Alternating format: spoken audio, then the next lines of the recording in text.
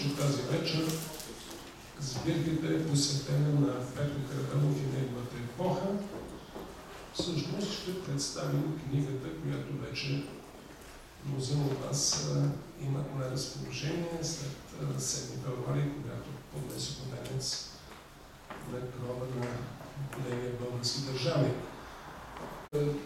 Темата за мен е особено вълнуваща, защото няма да скрия, че тази студия, встъпителна студия към томчето на Петко Каравелов, която написах миналата година, беше нещо, което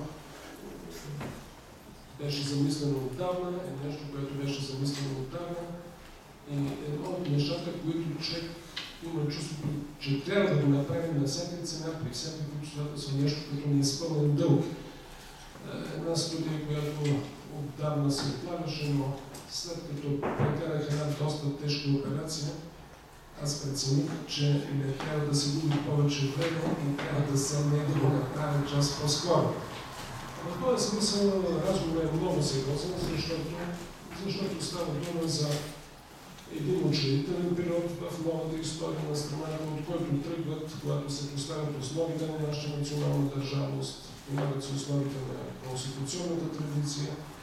И България има едно огромно предимство в сравнение с много други, бих казал, велики сили, а именно, че още с възстановяването на новата българска държава, на новото княжество, държавният и политически и правилен живот на страната е организиран в конституционна форма. Тоест дебатите, политическите дебати непременно се водят в конституционни термини и това ни приобщава към най-авангардните, водещите европейски страни, във времена, когато други държави все още са с по-неразвити политически форми, т.е. наблюдава се в отделни части на Европа самодържавие, дори по-примитивни форми на държавна организация. У нас се възприемат напреднични демокрация и от тук тръгва един голям дебат в националния политически живот. Очертават се основните тенденции, които аз се опитам да ги така сведа до две основни: демократичната тенденция и авторитарната тенденция. И всичко това е свързано с отношението към Търновската конституция. Тоест, тези тенденции са свързани с борбите за и против първата писана конституция на българското княжество. И смятам, че това е особено важно за България, тъй като, така да се каже, позволява нашия политически живот да приеме една европейска, една цивилизована форма. Поне като форма, не винаги и като съдържание, защото известно е, че у нас се наблюдава непостъпателност и развитие в възходяща линия, а имаме един дисконтинуитет, т.е. една накъсаност в нашата история. Има и държавни прегради, има и други форми на ограничаване на правата и свобода на гражданите. Въобще неща, които накъсват развитието, конституционното развитие на страната.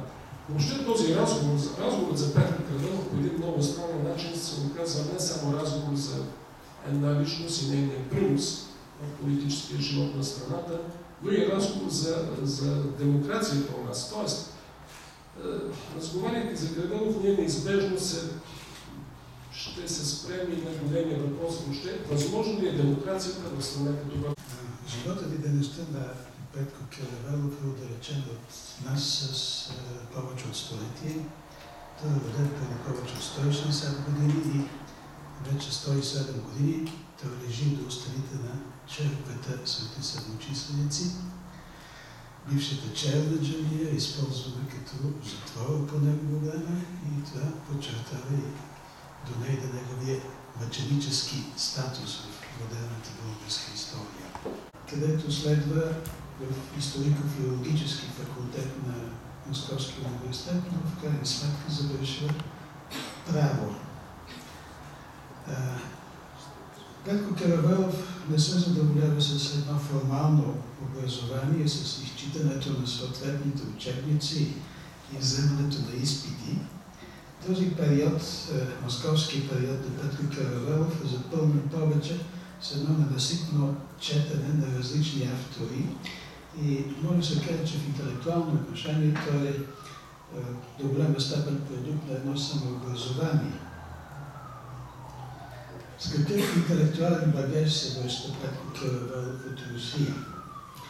Както посочва американски историк Сирил Блак в неговата книга "Установяване на конституционно управление в България", младите българи, които получават по-високо образование в Русия през възрожденския период, възприемат там и носят не идеите на царското самодържавие, на православния фундаментализъм или на панславизма, а на западноевропейския либерализъм, конституционализъм и парламентаризъм. Тези доктрини Петко Каравелов се стреми да осъществи в нова България, в държавното устройство и учрежденията на българската държава. Мисля, че няма да бъде преувеличено да посоча, че намирам така определена прилика и родство между него и Петко Каравелов в редица отношения. Като професор Близнешки, както и Петко Каравелов, се изявява и в областта на конституционната теория и на конституционното строителство, а също така и в практическата политика. Но мисля, че по-важно е едно духовно родство между двамата. Както знаете, предполагам, това е само едно от цялата, това издание е само едно от цялата поредица представителни текстове на европейската конституционна мисъл, които са подготвени за издаване от професор Близнашки. Също бих искал да отбележа и компетентното сътрудничество на доктор Андрей Решков, като научен редактор и като преводач на редица от тези издания. Ми се струва, че от гледна точка на днешния ден е така особено интересно целият този идеен кипеж, в който около учредителното събрание и следосвобожденския политически живот в България в първите години, в който всъщност изкристализира Петко Каравелов като една централна фигура и като един стожер на демокрацията, около който всъщност постепенно се групира една значителна част от българското общество. Тъй като всъщност времето на учредителното събрание и времето, в което са активните години на Петко Каравелов, той е най-напред министър на финансите, след това министър-председател 4 пъти, както спомена и доцент Генов, всъщност е време, в което се разбира кой е в българската политика, какви са неговите възгледи, какви са неговите връзки с външния свят, дали с Запада, дали с Русия, дали с Османската империя. И трябва да кажа, че за много кратко време всъщност той се умява да изгради всичко това. Тъй като учредителното събрание, вие знаете, казвам знаете, тъй като сигурно почти всички всички би трябвало да се явявали на една студентски изпит по история на България. Там има един много тежък изпит в първи курс, история на българската държава. За това време, действително, това е едно революционно събитие, което в някаква степен поставя границите на българската демокрация.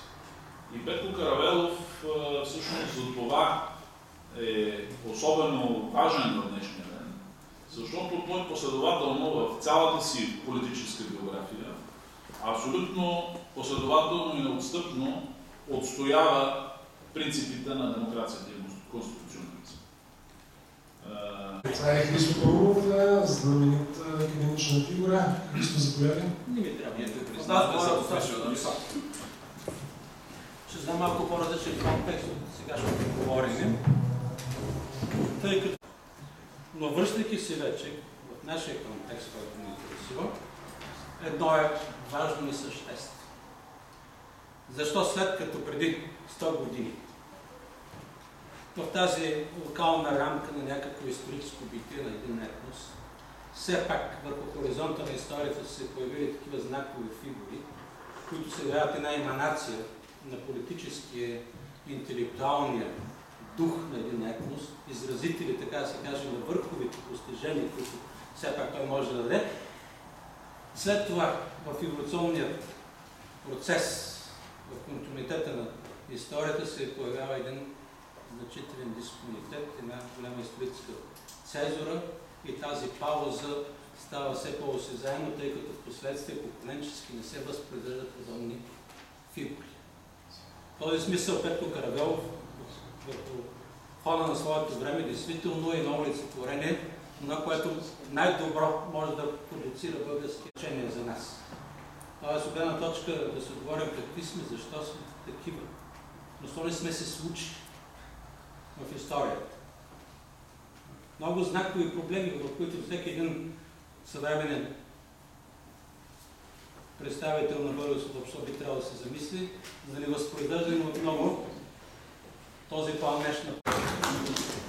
Трудно е да се квалифицира подхода на Христо Туров, но той действително бръкна дълбоко в раната на нашата действителност.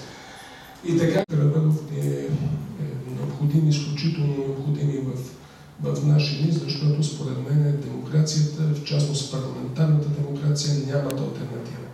Каквото и да се говори, каквито експерименти да се предлагат, аз смятам, че ние трябва да продължим по този труден път, защото това е начинът да се възприемаме като пълноценни личности, да дебатираме помежду си и да намираме най-добрите решения. Няма друг начин. Защото ако няма ангажирани млади хора, които да мислят по въпросите на една конституционна политика, един конституционен ред и на демократичната уредба на обществото, в което живеят, то те ще се поставят в положението, за което един много голям мислител, Георг Хегел, казва, докато прусаците остават такива каквито са, ще продължат да заслужават това управление, което имат. Тоест, нищо не е възможно да се промени без самите хора и преди всичко без младите хора. Това е нашата надежда и за това и работим.